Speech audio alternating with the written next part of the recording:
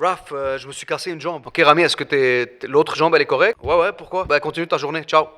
Ça, c'est Rafik, mon premier directeur de vente qui m'a embauché quand j'avais 22 ans. Et dans cet épisode de Heart to Heart, je vais te partager 3 leçons de leadership que je n'oublierai jamais grâce à lui.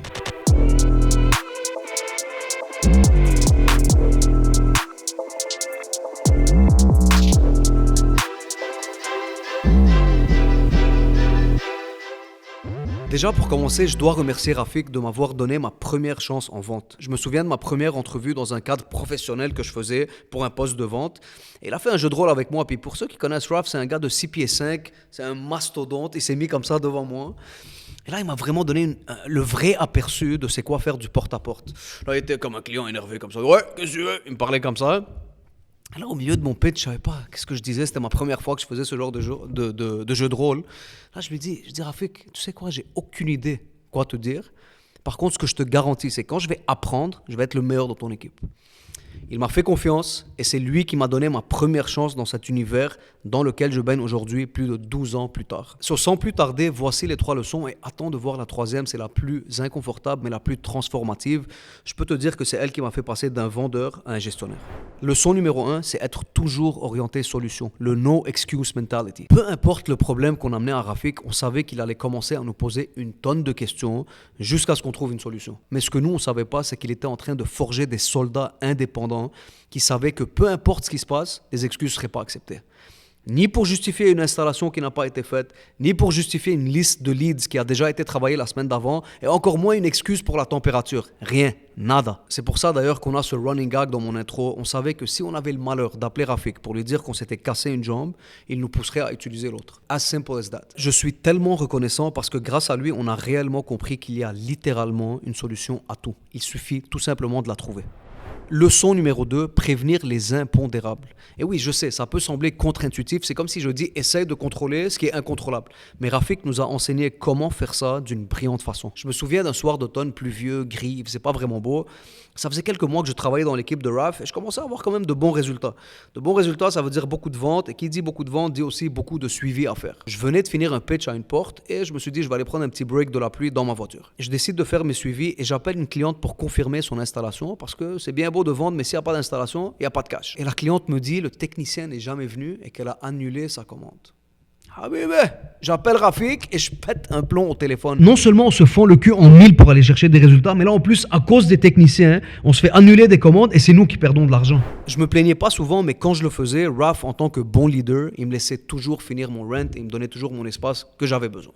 Donc, quand je me suis calmé, il m'a offert une des plus belles leçons dans ma carrière. Il m'a fait comprendre que lorsque tu deviens un expert dans ton domaine, tu dois aussi devenir conscient de tous les impondérables, des choses complètement hors de ton contrôle qui peuvent affecter ton propre résultat à toi. À ce moment-là, ça devient ta responsabilité en tant que professionnel de savoir comment prévenir ces impondérables afin d'éviter le pire. Et dans un cas où l'impondérable, c'est le tech qui ne s'est pas présenté, j'ai appris qu'au moment de la vente, avant de sortir de chez mon client, il faut que je protège mon deal et lui expliquer que ce genre de choses peuvent arriver. Oui, très rarement, mais c'est une possibilité, crevaison de pneus, retard sur la route, retard même chez un client. C'est certainement pas par mauvaise foi qu'un technicien va pas se présenter chez mon client.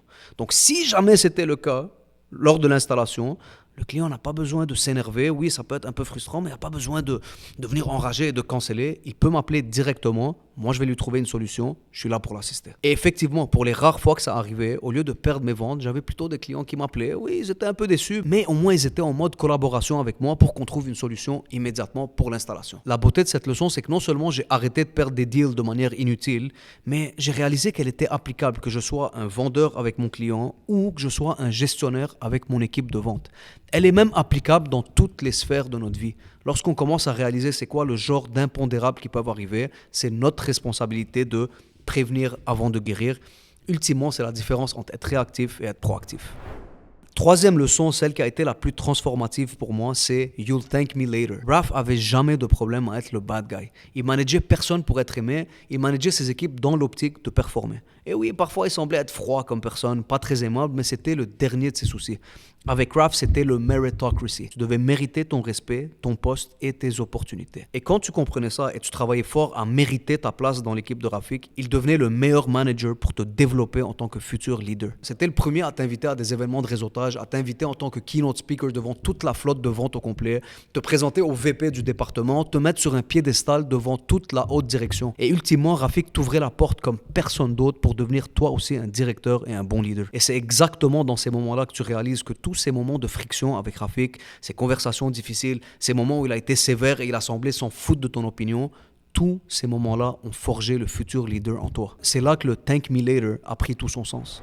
Donc, en résumé rapide, pour tout jeune leader qui écoute cette vidéo, appliquez ces leçons de Rafik dans votre quotidien et vous verrez l'impact que vous aurez sur votre équipe. No excuse mentality, préviens l'impondérable et thank me later. Meritocracy avant tout. Tout bon leader a besoin d'un Rafik dans sa carrière. Si vous avez aimé cet épisode, n'hésitez pas à vous abonner. Et Raf, much love to you as usual. Et à bientôt tout le monde pour un autre Heart to Heart.